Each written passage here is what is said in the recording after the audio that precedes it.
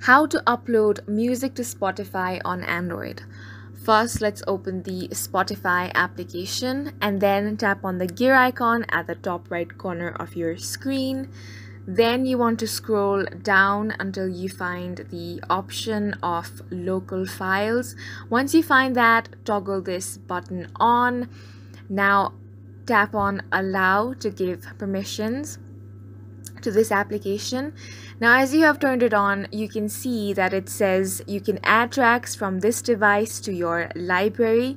So once you have done that, you can go back and then tap on your library and then spot local files, and in here you can find all the songs that you have on your local files. So you can upload these songs and then make a playlist and play it on whichever device that you want. If this feature is not working for you and if you're not able to see your local files, you can also email to Spotify your issue and they will look into it and get it fixed.